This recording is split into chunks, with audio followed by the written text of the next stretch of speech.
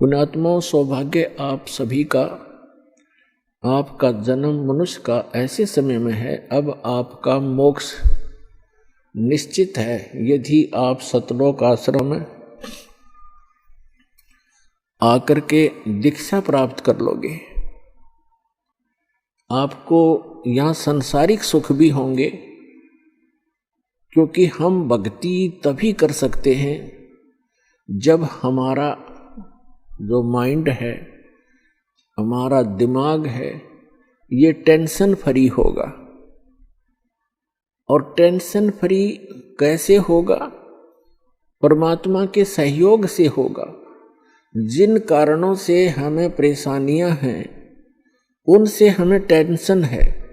जैसे किसी के पैर में कांटा लग गया है और कांटे से पीड़ा है, जब तक वो कांटा नहीं निकलेगा तब तक वो व्यक्ति पैर से चल नहीं सकता, 10 कदम भी नहीं चल सकता, और चलेगा तो बहुत ही अधूरे तरीके से।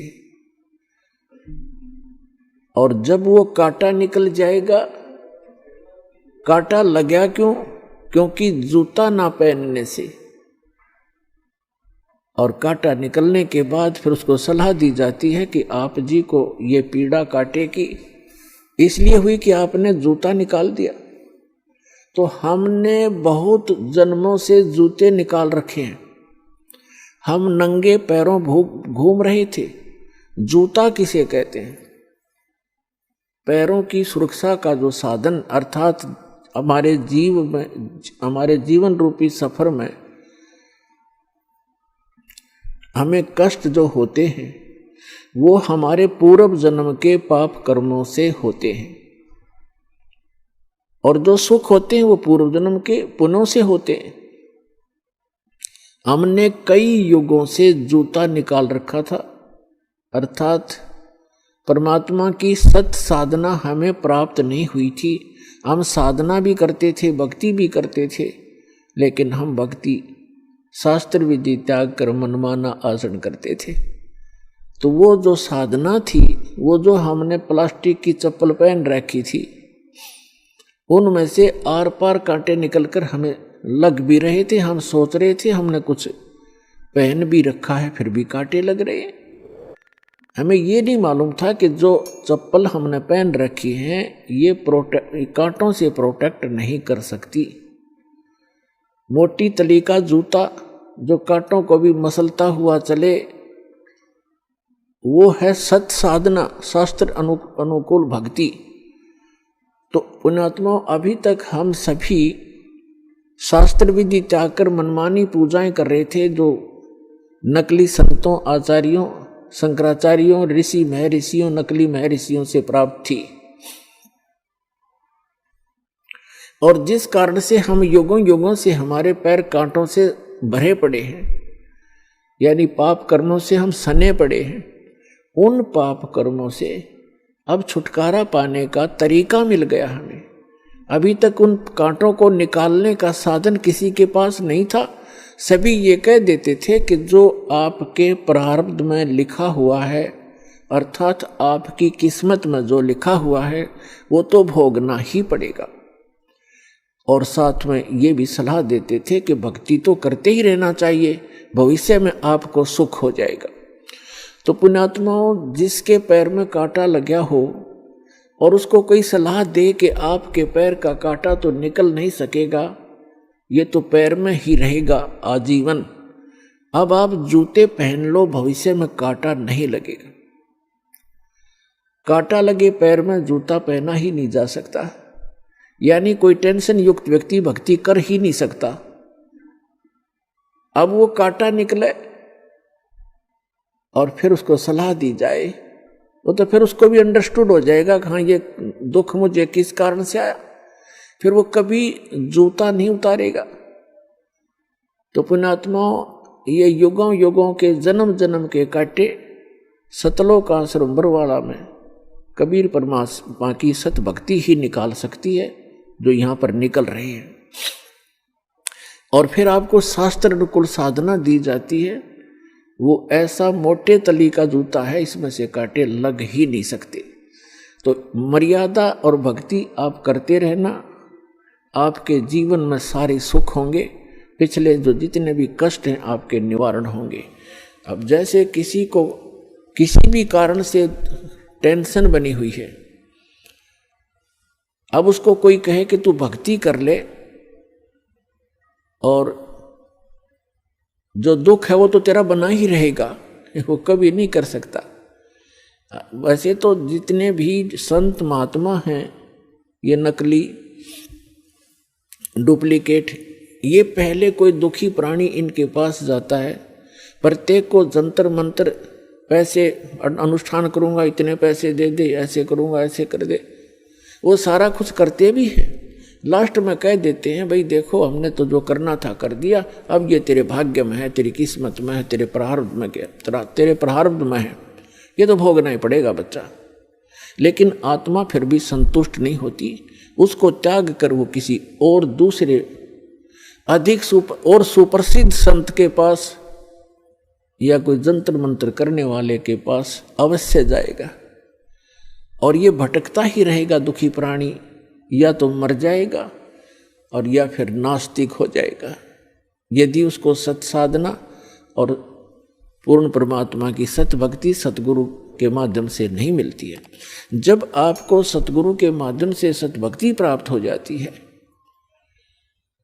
फिर आपके वो दुख जो आए थे वो टलेंगे, वो तो समाप्त हो जाएंगे, और फिर आपको महसूस होगा कि आज यदि शरण में नहीं होता, इस सत साधना नहीं कर रहा होता, कबीर परमेश्वर की शरण नहीं होती, आज मुझे इतनी हानि होनी थी सोच भी नहीं सकते, या तो मृत्यु हो जाती। ऐसी दुर्घटना टालेगा ये कबीर भगवान आपकी, आप देखते ही रह जाओगे। भगवान का जो रोल हुआ करता है ये परमात्मा आपको स्पष्ट करके दिखाएगा। तो पुण्यात्माओं, आपका घना सौभाग्य है कि आप जी को सतलोक आश्रम बरवाला में आने का सौभाग्य प्राप्त हुआ। एक दिन पूरा विश्व आएगा, पूरे विश्व को ये भक्ति करनी पड़ेगी। अभी तो हम अपने एक मानव सोच के आधार से यहाँ के विकास को ही महत्व देते हैं। कोठी बना लेना, बढ़िया लंबी कार खरीद लेना और बैंक बैलेंस बना लेना, कोई फैक्ट्री लगा लेना, कोई मंत्री, मुख्यमंत्री, प्रधानमंत्री या राष्ट्रपति बनकर हम ये सोच लेते हैं हमने मानुष जीवन का जो लक्ष्य पूरा कर लिया। मानुष जीवन का तो काम भी स्टार्ट नहीं किया आपने। अब ये मुखिया, प्रधानमंत्री, मुख्यमंत्री, ये तो हर एक ग्रुप में होते हैं। हम पढ़ा करते थे कि ये मधुमक्खियों में भी एक रानी मक्खी होती है, वो राजा रानी फिर वहाँ भी वही कंट्रोल में लगे रहते हैं और फिर गधे बन जाते हैं। यानी कहने का भाव ये है कि यदि हम मनुष्य जीवन पाकर सतभक्ति नहीं करेंगे तो जो जिसको आप अपने जीवन की उपलब्धि मानते हो, जैसे कोई इंजीनियर बन गया, कोई डॉक्टर बन गया, कोई मंत्री बन गया, एमएलए चेयरमैन बन गया, मुख्यमंत्री बन गया, कोई आईएएस आईपीएस बन गया या कोई जज बन गया, ये सोचा हमने पूरा कर दिया मनुष्य जीवन। मनुष्य जीवन तो स्टार्ट भी नहीं हुआ आपका, जो मनुष्य जीवन से कार्य आपने करना था। तो ये बात सब क्या समझ में आवेगी, क्योंकि अभी तक ऐसा ज्ञान हमें मिला ही नहीं था जो आत्मा को झंझोड़ कर धर दे। ये झंझोड़ कर धर देगा, विवश कर देगा आपको सोचने के लिए कि क्या कर रहे हो और करना क्या चाहिए था। परमात्मा बताते हैं कि अगम निगम को खोज ले बुद्धि विवेक विचार, उदय अस्त का राज मिले बिना तो बिन नाम बिगार। यदि भक्ति नहीं ठीक है, भक्ति करें, सत भक्ति करें, अपना जो कर्तव्य मिला है, सेवा जनता की मिली है, चाहे मंत्री बने, प्रधानमंत्री बने, मुख्यमंत्री भी बनते हैं, तो एक सेवक बनकर करना चाहिए। और हम बनते हैं, हम करते हैं इसको कति दूसरे तरीके से जो हमारा हानि करता है। जनता के टैक्स से सारी सुविधा प्राप्त करते हैं ये आईएएस आईपीएस जो जितने भी कर्मचारी अधिकारी हैं या मंत्री प्रधानमंत्री हैं, जनता के टैक्स लगा लगा कर उससे ये सारी सेना खड़ी करते हैं, उससे अपनी सारी सुविधाएं ठाठ करते हैं। और फिर आगे चलकर भक्ति ना करके गधे की योनि प्राप्त करते हैं ये लोग। परमात्मा का विधान है, उन्होंने बताया अपना विधान के कबीर हरि की भक्ति बनियो राजा रसब हो, और मट्टी लदे कुमार के घास न डाले कोई। और फिर परमात्मा बताते हैं कि कबीर हरि के नाम बिना ये नार कूतिया हो, गली गली भौंकत पर टोक न डाले कोई। नक पर फिर कहते हैं कि बीबी पड़दे रहे थी और डोडी लगे थी बार, अब गा तू गाड़े फिरती हैं ये बनकुतिया बाजार। वो ये पर्दे की सुंदरी सुनो संदेशा मोर, अब गा तू गाड़े फिरती हैं ये करें सराय शोर। नकबे सर नकबे बनी ये पैरें थी हार हमेल, और सुंदरी से कुतिया बनी सुन साहेब के खेल।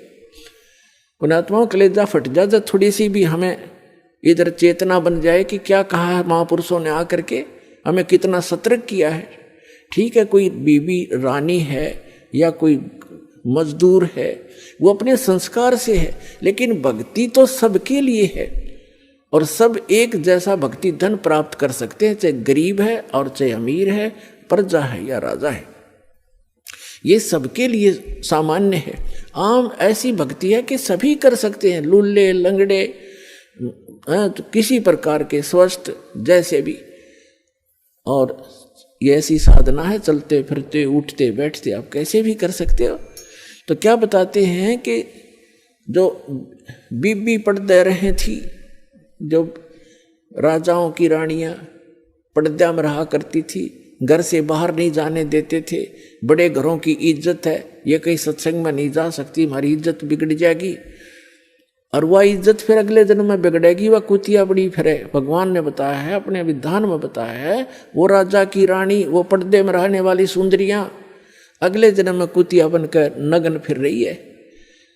क्या बताते हैं, बीबी पर्दे रहे थी और डोडी लगे थी बार, वहां कोई जा नहीं सकता था, ऐसे चौकियां बना दी जाती थी राजाओं के घरों के सामने। अरे गा तू गाड़े फिरती हो बड़के कुतिया बाजार। वो पर्दे की सुंदरी सुनो संदेशा मोर, अब गा तू गाड़े फिरती हैं वह करें सरायों शोर। वो राजा की रानियां काजू किस्मस के हलवे खाया करते थे, झूठी खीर काजू किस्मत से बनी हुई छोड़ दिया करते थे, उनके नौकरानियां और उनके बच्चे खाते थे और मस्ती मारा करते थे। भगवान भजा नहीं, पूर्व जन्म की कमाई का नाश कर दिया, आगे चार्जर लगाया नहीं, पिछली बैटरी चार्ज रही तब तक उसके ठाठ रहे, और अगले जन्म में वही आत्मा जो रानी बनी हुई थी वो कुतिया की योनि में गई। अब क्या खा रही है? धर्मशालाओं के पास जाकर जहाँ अतिथि रुका करते थे, थोड़ा बहुत टूक डाल देते थे, रोटी का टुकड़ा ऐसे रेत में फेंक देते हैं। अब भी ऐसी ही स्थिति है। और वो कुतिया जो राजा की रानी थी, अब कुतिया बन के कहाँ काजू और किस्मत की खीर झूठी छोड़ा करती थी, आज एक टूक की तरफ खाने वाले के मुंह की तरफ देख रही है, कब तेरी तरफ एक टूक फेंके और ये टुकड़ा तो खावे। और जब उसको फेंका जाता है 10 ग्राम रेत साथ खाती है वो, आज उस एक टूक के साथ में, एक ग्रास के साथ। तो परमात्मा आगाह करते हैं कि बच्चों ठीक है, अपने संस्कार से आप जो भी जिस पोस्ट पे हैं और जिस भी पद या आप जिस स्थिति में हैं, लेकिन भक्ति तो करो। पिछला बैटरी चार्ज आपकी इन्वर्टर की या चल रही है, और जिस दिन ये डिस्चार्ज होएगी सारी असुविधा हो जाएंगी, एकदम कड़च हो जाएगा सारा का। मंत्री, मुख्यमंत्री, प्रधानमंत्री कैसे मर रहे हैं, कितनी आशाएं लेकर चल रहे थे, 1 सेकंड में हेलीकॉप्टर से मृत्यु हुई, और क्या लेकर गए साथ। ऐसे ही कोई भी व्यक्ति है, सभी की यही स्थिति है। उसका विकल्प बताते हैं परमात्मा, भजन करो उस रब को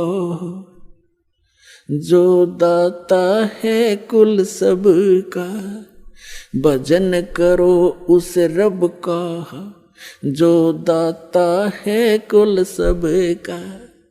उस परमात्मा की भक्ति करो जो पूरे विश्व का दाता है। श्रीमद् भगवत गीता अध्याय नंबर 15 के श्लोक नंबर 16 और 17 में तीन पुरुष बताए हैं, एक सरपुरुष, एक अक्षर पुरुष।